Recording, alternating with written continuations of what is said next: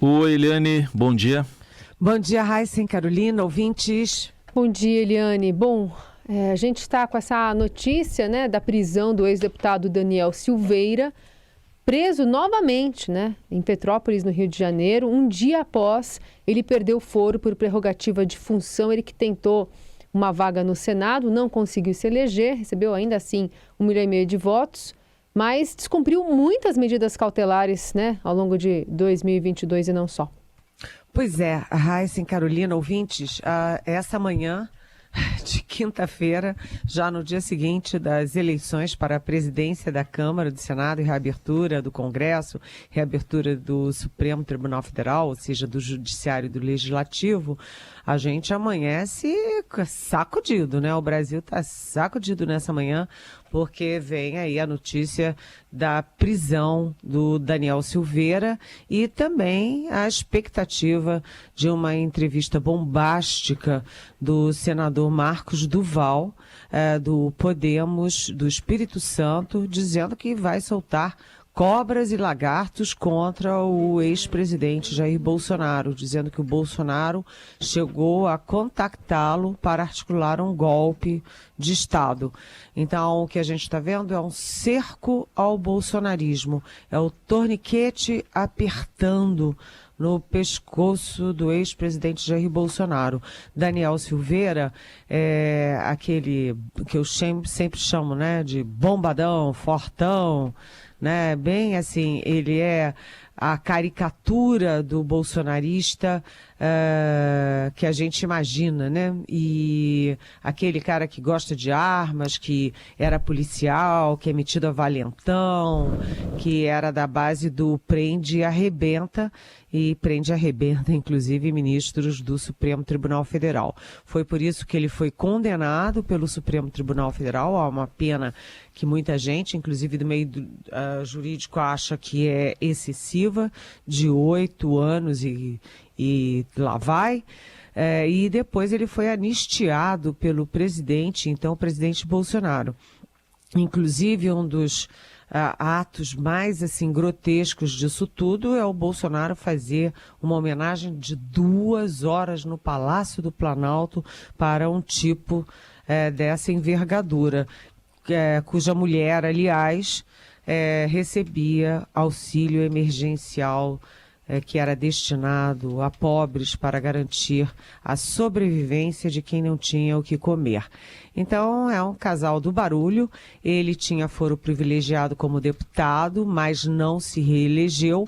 Portanto, ele perdeu o foro privilegiado, caiu na primeira instância e ele está preso exatamente por isso que a Carolina disse, por descumprir, né, as medidas cautelares, como, por exemplo, usar tornozeleira, ter movimentos restritos, etc. Então, não é por acaso que isso acontece hoje, exatamente hoje. E do outro lado, o Marcos Duval anunciou, ele que é do Podemos, do Espírito Santo, anunciou que renuncia ao mandato, né, renuncia à política e que hoje sai uma entrevista dele contando em detalhes como o Bolsonaro tentou aliciá-lo para uma grande articulação de um golpe de Estado. Ou seja, primeiro, um dia quente. Segundo, o cerco ao bolsonarismo.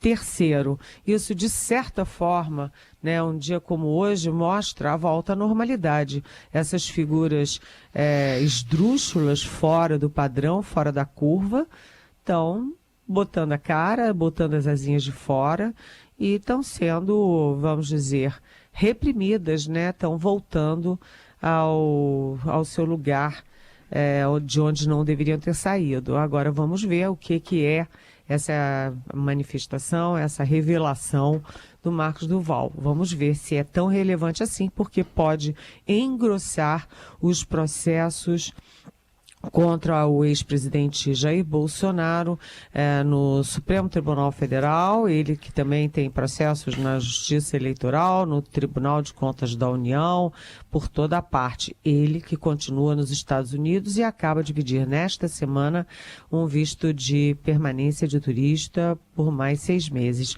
Ou seja, ele está fugindo da raia. E a mulher dele, a Michele Bolsonaro, está no Brasil, está fazendo política e ontem, inclusive, estava no Congresso Nacional fazendo campanha para o candidato bolsonarista e derrotado Rogério Marinho no Senado. Bom, ontem tivemos já o início do ano, né, de um novo mandato, né, no Senado, também na Câmara, e a reeleição de Rodrigo Pacheco no Senado e de Arthur Lira na Câmara. Alívio, né, Eliane, para o governo Lula, mas com alguns alertas que o resultado mandou para o Planalto. Queria que você falasse primeiro, então, sobre a votação, os placares nas duas casas.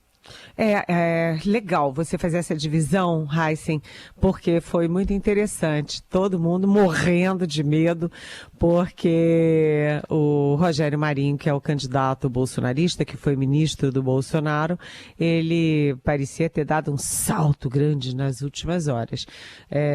Mas eu tinha conversado com o senador Randolfo Rodrigues, que inclusive deu entrevista para a gente essa semana aqui na Rádio Eldorado, e o Randolfo Rodrigues, que é líder do governo no Congresso Nacional, ou seja, Câmara e Senado, ele tinha me dito anteontem de manhã, repetiu de tarde, repetiu de noite e disse ontem de novo que o placar seria de 47 a 50 votos para o Rodrigo Pacheco, candidato à reeleição, vitorioso, que teve o apoio não apenas do presidente Lula, mas da base do presidente Lula, né? E o Randolph apostava entre 47 e 50 e deu exatamente 49, ou seja, o Randolph acertou o placar. E, além de tudo, ele dizia que o adversário, Rogério Marinho, ia ficar em torno de 30 votos. E aí, claro que como o Randolph era interessado, era líder do governo e tinha um lado, eu fui para o outro lado e ouvi um assessor do Bolsonaro, que é quem conta os votos, quem acompanha bastante o Congresso, que estava atento à votação. E ontem esse assessor me repetiu o seguinte, repetiu o que ele já vinha falando: a votação do Rogério Marinho, bolsonarista, ia ficar em torno de 30 votos. Ele teve 32. E que ele foi lançado não para ganhar, porque eles sabiam que não teriam força para ganhar, mas para demarcar terrenos. Então, está demarcado, né? O Rodrigo Pacheco com 49 votos e a oposição ao Rodrigo Pacheco tem 32 votos. Resta saber o quanto desses votos são votos que são efetivamente de oposição ao Lula e de apoio ao Bolsonaro. Sabe por quê? Eu vou dar 2 exemplos para vocês. Ontem, depois da votação, o Sérgio Moro, que votou contra o Pacheco e a favor do Rogério Marinho, foi lá no Rodrigo Pacheco cumprimentá-lo. O Moro votou contra o Pacheco não por causa do Pacheco, mas ele votou no Pacheco, contra o Pacheco porque ele é radicalmente contra o Lula e o PT. Aí outro personagem, Alessandro Vieira, que é senador por Sergipe. Ele também votou no Rogério Marinho contra o Rodrigo Pacheco e depois, nas redes sociais, foi lá cumprimentar e se solidarizar com o Rodrigo Pacheco. E ele votou contra o Rodrigo Pacheco não por causa do Lula, não para ser contra o Lula, não para ser a favor do bolsonarismo, muito pelo contrário, mas para ser contra Davi Alcolumbre, que é o sujeito oculto nessa construção da candidatura Rodrigo Pacheco. Então, para separar quem é contra Lula, quem é contra Davi Alcolumbre, é preciso saber o tamanho dessa oposição. O fato é que a oposição, 32 votos não é pouco, são votos suficientes para, por exemplo, abrir uma CPI. E a gente tem aí a declaração do Lula na Globo News dizendo que ele não quer nem ouvir falar de CPI, por motivos óbvios. Toda a CPI acaba caindo no colo do presidente da República, do governo, principalmente no governo que está começando e que não pode se distrair com outras coisas. Tem que focar na economia, na questão social, nos Yanomamis, etc. Então, 32 votos é muita coisa, mas tem que depurar desses 32 votos o que é voto de oposição ao Lula. E esses votos, de qualquer jeito, serão estridentes. É gente como Hamilton Mourão, que é o general que foi vice do Bolsonaro e que tem um vozeirão, fala duro, é candidato a líder da oposição, é Damares Alves, que tem uma pauta conservadora muito forte. Enfim, a oposição mostrou aí que tem força e que vai dar trabalho. E na Câmara é importantíssimo mostrar a força do Arthur Lira. Arthur Lira, que foi reeleito com 464 votos, é simplesmente o recordista de votos para a presidência da Câmara. Eu me lembro o Ibsen Ribeiro, que foi eleito presidente da Câmara em 1990, depois da CPI que derrubou o Fernando Collor. Ele tinha toda a força da CPI e teve 434 votos. Depois o João Paulo Cunha, que era, enfim, do PT e que veio com toda a força da eleição do Lula em 2002, quer dizer, era a hora do PT, era a força, os ventos a favor do PT, ele também teve 434 votos. E olha só, o Arthur Lira teve 464 votos dos 518.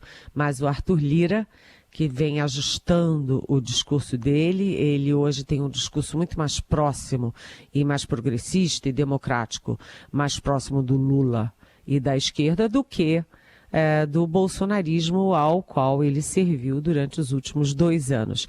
E o Arthur Lira é do PP, é do Centrão, e o Centrão sabe cobrar essa fatura. Arthur Lira ontem foi o grande vencedor do dia. Eliane Cantanhede, falando de Brasília sobre essa eleição, né, na Câmara e no Senado, ela explica um pouquinho sobre a votação. E agora, Eliane, os efeitos políticos de tudo isso, como é que fica também a governabilidade e a fatura a ser paga? Pois o problema é esse, né?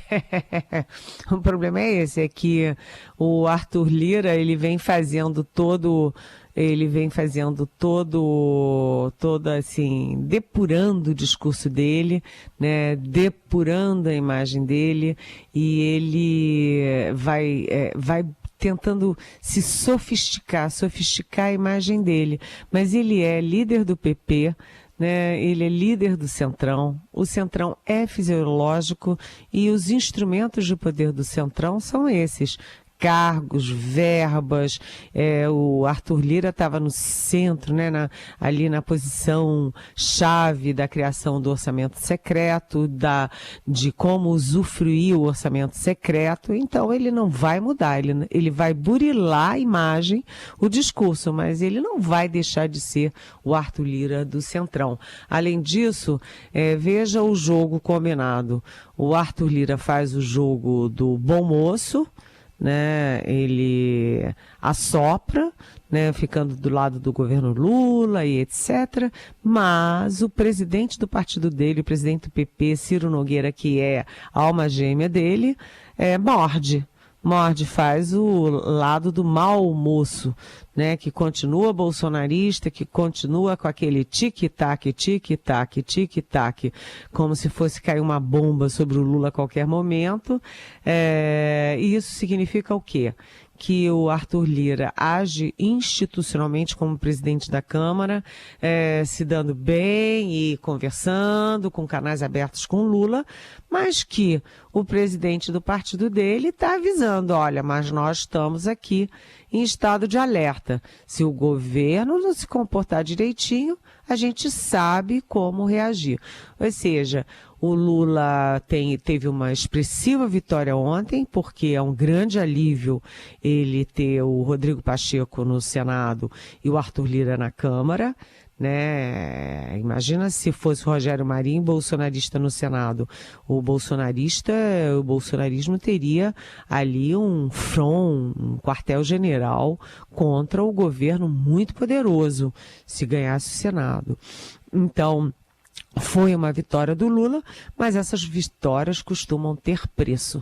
Então a gente vai acompanhar muito para e passo como é que fica a partir de agora essa partilha de bancos estatais, de segundo escalão, de órgãos de muito interesse de político. Aliás, hoje o Lula já tem encontro com o presidente do TCU, o Bruno Dantas, e esse é um dos cargos que está em jogo aí nessa frente ampla do Lula. Quem indicar para a vaga da Ana Arraes de Pernambuco no TCU.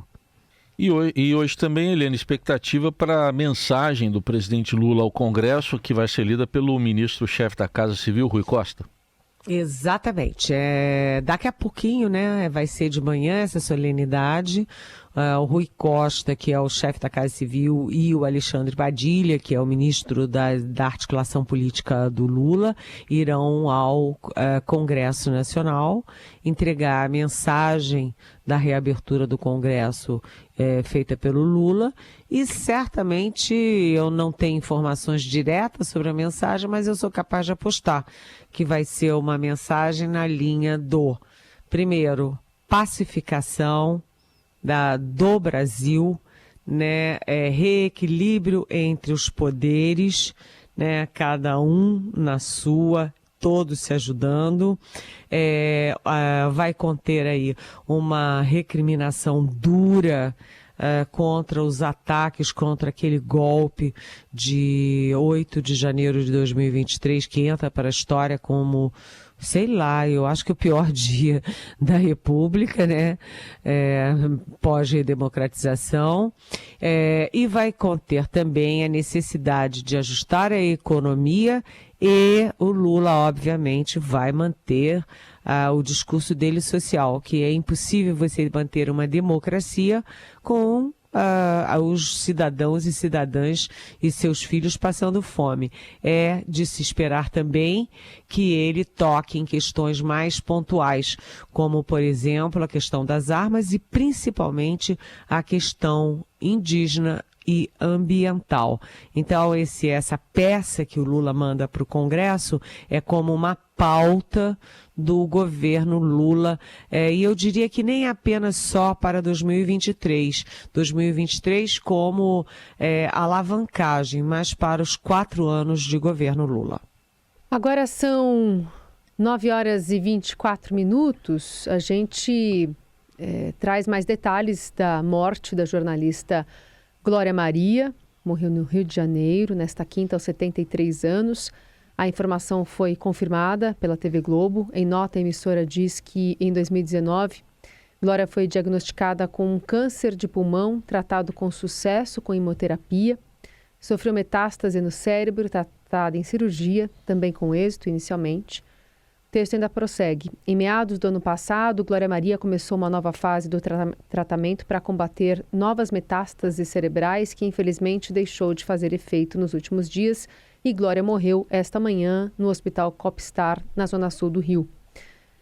Eliane, uma tristeza, né? Não só para jornalistas, mas para todo o país. Glória foi uma pioneira diversas vezes, foi a primeira a entrar ao vivo no Jornal Nacional, inaugurou a era da alta definição da televisão, mostrou mais de 100 países em reportagens, momentos históricos, e mais do que uma profissional também, uma mulher que era muito admirada pela sociedade brasileira. A gente traz aqui um trechinho, uma recordação de uma entrevista recente que ela deu à Roda Viva da TV Cultura, falando sobre algumas desavenças com o general João Figueiredo. Eu tive uma experiência horrível com o general Figueiredo, foi horrível. Mas eu cobria o Ministério da Guerra, sempre na época da ditadura, porque assim, era o final do governo Médici. E aí eu continuei lá. Então, eu conseguia. Porque essa coisa, assim, eu não sabia que não podia e eu ia. Eu era muito menina, eu não sabia que ainda que eu não podia ser daquele jeito dentro de uma ditadura militar. Então eu ia lá, perguntava o que eu queria, eles olhavam para minha cara assim, de onde essa maluca saiu? Esse episódio do Figueiredo era uma coisa horrorosa, mas eu não tinha essa preocupação dele me mandar prender, de fazer nada comigo, porque E eu sempre achava assim, se ele mandar fazer alguma coisa, eu mando ele para outra coisa. Eu sempre tive essa visão de que tudo podia dentro daquele trabalho que eu estava fazendo. E dentro dessa visão, eu ia em frente. Por exemplo, quando o Geisel saiu, ele deu a última entrevista, ele me recebeu na casa dele, lá em Petrópolis. Aí o Figueiredo, na vez dele, quando eu fui querer que ele não recebeu, eu fui tentar pular o muro, foi uma... Meu Deus, imagina pular o muro da casa do Figueiredo. Ele botou tudo quanto era milico para me botar para correr, mas eu não corri, eu fui. Não corria. Eu acho que a palavra-chave foi essa que você disse, Carolina. A Glória Maria foi uma pioneira. Ela foi uma mulher jornalista numa época em que jornalista mulher era muito raro. Segundo, ela era uma mulher negra, numa época em que os negros não despontavam na televisão como celebridades, como jornalistas, como figuras de ponta.